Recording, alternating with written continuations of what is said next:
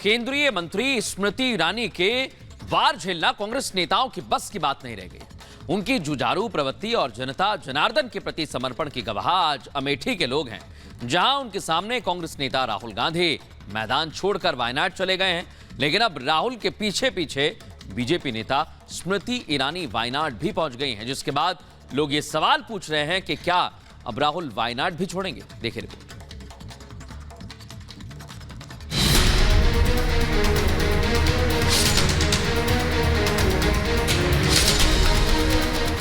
अमेठी में कांग्रेस का खेल बिगाड़ने के बाद अब स्मृति ईरानी वायनाड पहुंच गई हैं। वो राहुल गांधी के नामांकन भरने के महज 24 घंटे बाद वायनाड के मैदान में उतर गई हैं, जो सीधे तौर पर वायनाड में राहुल गांधी को चुनौती देता है। वायनाड में राहुल वर्सेस स्मृति। अब वायनाड में खेल बिगाड़ेंगी स्मृति।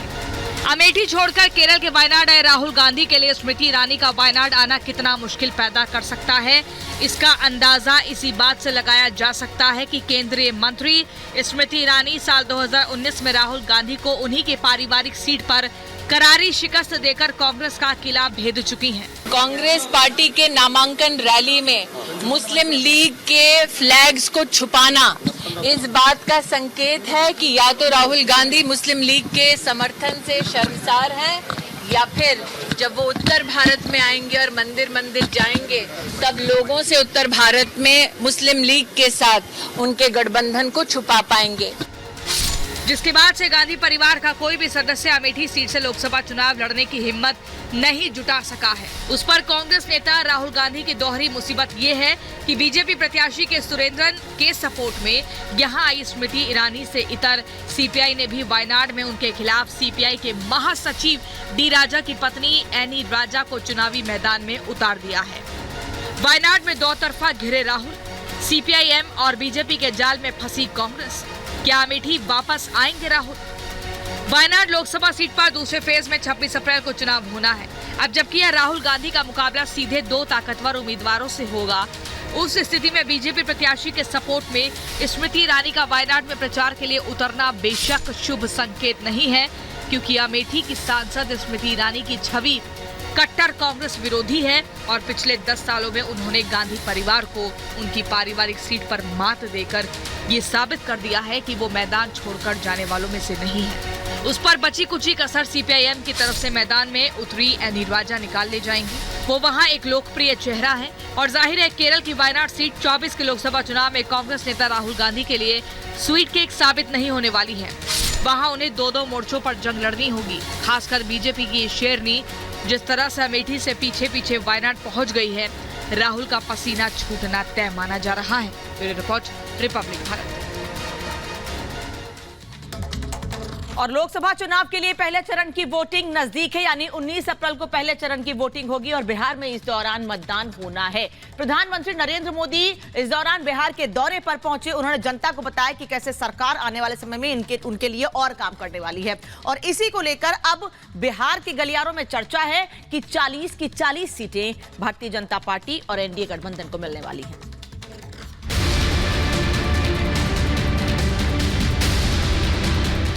लोकसभा चुनाव की रणभेरी बज चुकी है और बीजेपी फुल चुनावी मोड में आ चुकी है। चुनाव में एनडीए गठबंधन को 400 से ज्यादा सीटें जितवाने के लिए प्रधानमंत्री मोदी खुद मोर्चा संभाले हुए हैं। इसी कड़ी में आज प्रधानमंत्री मोदी बिहार के जमुई जिले के दौरे पर पहुंचे, जहां पीएम आज अलग ही रंग में दिखाई दी। उन्होंने जमुई की जनता का जहां स्थानीय भाषा में अभिवादन किया, तो वहीं उन्होंने महावीर की धरती से बिहार को भ्रष्टाचार की गर्त में झोंकने वाली ताकतों पर भी जबरदस्त हमला किया। मैं कहता हूं, भ्रष्टाचार हटाओ। मोदी कहता है भ्रष्टाचार हटाओ। वो कहते हैं भ्रष्टाचारी बचाओ। आप मुझे बताइए,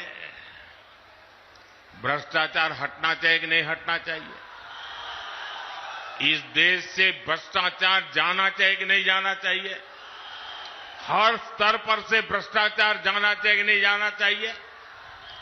जिन्होंने लूटा है उन्होंने लौटाना पड़ेगा कि नहीं पड़ेगा? अपनी जनसभा में उमड़े जनसैलाब को देखकर प्रधानमंत्री बेहद खुश नजर आए।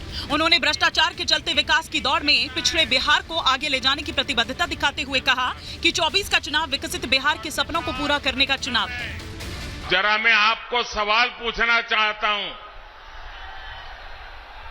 ये चुनाव सभा है कि विजय सभा है?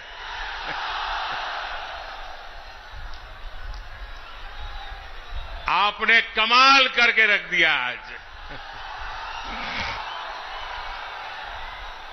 आज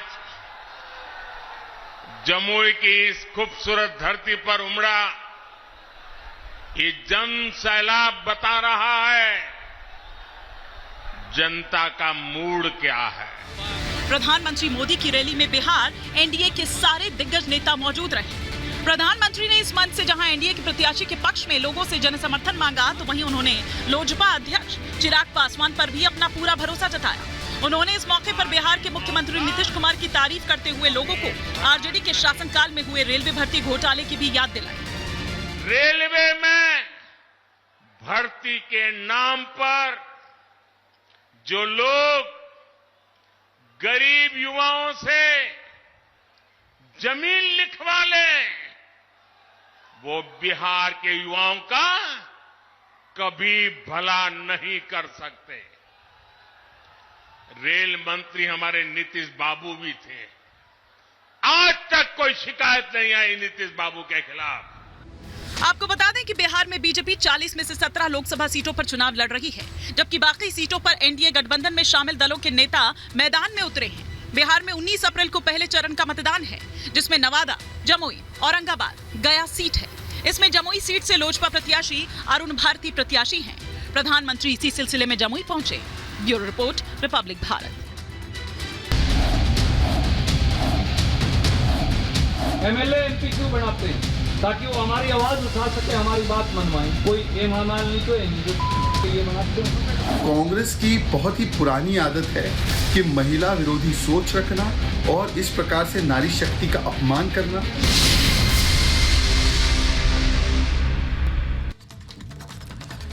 और अब जिस तरह से कांग्रेस के बड़े नेता रणदीप सुरजेवाला ने महिला का अपमान किया है, चौतरफा घिर गए। हेमा मालिनी को लेकर जो उनकी टिप्पणी है, उसे लेकर बीजेपी हमलावर है, तो कांग्रेस यानी इंडिया अलायंस बैकफुट पर आ गया है। देखिए रिपोर्ट।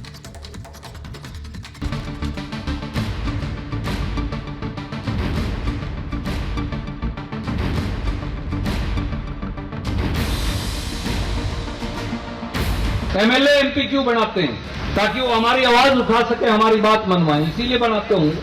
कोई एमएलए नहीं तो नहीं जो के लिए बनाते हो। अगर हिंदुस्तान में मैच फिक्सिंग का चुनाव बीजेपी जीते और उसके बाद संविधान को उन्होंने बदला, तो इस पूरे देश में आग लगने जा रही है। ये बोल कांग्रेसी है, ये सोच कांग्रेसी है, ये भाषा कांग्रेस के उस वरिष्ठ नेता रणदीप सुरजेवाला की है जो रसातल में जा चुकी कांग्रेस को उबारने निकले हैं। जी हां, लोकसभा चुनाव की तारीखें जैसे जैसे करीब आ रही हैं, कांग्रेस नेताओं की भाषा निचले स्तर के तमाम रिकॉर्ड को ध्वस्त कर रही है। अभी कांग्रेस प्रवक्ता सुप्रिया श्रीनेत की अभिनेत्री कंगना रनौत पर की गई निजी टिप्पणी का छाया विवाद ठंडा भी नहीं हुआ कि अब कांग्रेस नेता रणदीप सुरजेवाला ने बीजेपी सांसद और दिग्गज अभिनेत्री हेमा मालिनी पर शर्मनाक टिप्पणी कर दी है, जिस पर अब हंगामा मच गया है। बीजेपी नेता जहां कांग्रेस नेता रणदीप सुरजेवाला की इस अभद्र टिप्पणी को हताशा का परिणाम बता रहे हैं, तो वहीं सुरजेवाला के इस शर्मनाक बयान पर कांग्रेस नेताओं ने चुप्पी साध ली है। बीजेपी नेता अमित मालवीय ने कांग्रेस नेता रणदीप सुरजेवाला की इस टिप्पणी को सोशल मीडिया पर रीपोस्ट करते हुए लिखा, ये है राहुल गांधी की कांग्रेस, ये महिला विरोध है और महिलाओं से घृणा करने वाला है। वहीं बीजेपी प्रवक्ता शहजाद पुनेवाला ने बीजेपी सांसद हेमा मालिनी पर की गई इस टिप्पणी पर करारा हमला करते हुए इसे कांग्रेस का असली चरित्र करार दिया। नारी शक्ति का अपमान, यही कांग्रेस पार्टी की पहचान। क्या प्रियंका जी लड़की हूं, लड़ सकती हैं, कहती हैं, उन पर कार्रवाई करेगी? ये पहली बार नहीं है जब कांग्रेस नेताओं ने राजनीतिक हमले के लिए बीजेपी की किसी महिला नेता के लिए ओछी भाषा का इस्तेमाल किया हो। अभी कुछ रोज पहले ही कांग्रेस की प्रवक्ता सुप्रिया श्रीनेत ने हिमाचल प्रदेश की मंडी से बीजेपी प्रत्याशी कंगना रनौत पर बेहद शर्मनाक टिप्पणी की थी। सुप्रिया ने सोशल मीडिया पर पोस्ट करते हुए लिखा था, क्या भाव चल रहा है मंडी में कोई बताएगा। सुप्रिया श्रीनेत के सोशल मीडिया पोस्ट को लेकर जैसे ही बवाल मचना शुरू हुआ, सुप्रिया श्रीनेत ने सोशल मीडिया से अपना पोस्ट डिलीट करते हुए फौरन माफी मांग ली और सफाई देते हुए कहा कि सुप्रिया ने अपनी शर्मनाक पोस्ट के लिए कंगना से माफी मांग ली। लेकिन देश में भगवा लहर से घबराई सुप्रिया कांग्रेस की ऐसी आखिरी नेता नहीं है जो बीजेपी नेताओं पर छिछले स्तर की टिप्पणी करती नजर आई हो। अभी 2 रोज पहले ही छत्तीसगढ़ के कांग्रेस नेता चरणदास महंत ने जनसभा में पीएम मोदी पर ऐसी अभद्र टिप्पणी की जिस पर बीजेपी के साथ साथ दूसरे राजनीतिक दल के नेता भी हैरान रह गए। अच्छा, लाठी धर के बांधने वाला नरेंद्र मोदी के खिलाफ अगर कोई लाठी धर के खड़े हो सकते तो तुम्हारे सांसद खड़े हो सकते। हम लाठी धरैया आदमी चाहिए, नरेंद्र मोदी के मूड फोड़ैया आदमी चाहिए, और रात दिन तंग करके यहाँ ले चीन भेजने वाला आदमी चाहिए। सुप्रिया श्रीनेत की तरह छत्तीसगढ़ कांग्रेस के नेता चरणदास ने भी सुर्खियों में आने के बाद अपने बयान को लेकर फौरन पलटी मार ली। मेरे बयान से अगर बुरा लगा हो तो मैं खेद प्रकट करता हूँ। छत्तीसगढ़ी में दिए गए मेरे बयान पर तिल का ताड़ बनाया गया। मेरे कहने का जो मतलब है उस गलत ढंग से प्रचारित किया गया। हताशा से पहले अभद्र टिप्पणी और फिर बाद में विवाद बढ़ने पर माफी मांगने का ये अंतहीन सिलसिला कांग्रेस में पुराना है। लेकिन लोगों को हैरानी तब होती है जब कांग्रेस अध्यक्ष मल्लिकार्जुन खड़गे जैसे वरिष्ठ नेता भी प्रधानमंत्री मोदी पर विवादास्पद टिप्पणी करने से चूकते नजर नहीं आते। जबकि वही कांग्रेस नेता राहुल गांधी ने तो जैसे पीएम मोदी के मामले में सारी हदें पार करने की कसम ही खा रखी है। उनके बेसब्री का आलम यह है कि उन्होंने भरी जनसभा में ये तक कह डाला कि अगर बीजेपी तीसरी बार सत्ता में आई तो देश में आग लग जाएगी। लेकिन विपक्ष के तमाम ओछे वार झेलने के बावजूद प्रधानमंत्री मोदी ने राजनीतिक शुचिता का ख्याल रखा और विपक्ष के वार का जवाब जनता के भरोसे छोड़ दिया। तीसरी बार बीजेपी सरकार को चुनी, आग लग जाएगी। 10 साल सत्ता से बाहर क्या रह गए? अब देश में आग लगाने की बात कर रहे हैं। क्या ये आग लगाने की बात आपको मंजूर है? ऐसे लोगों को सजा करोगे? पक्की सजा करोगे?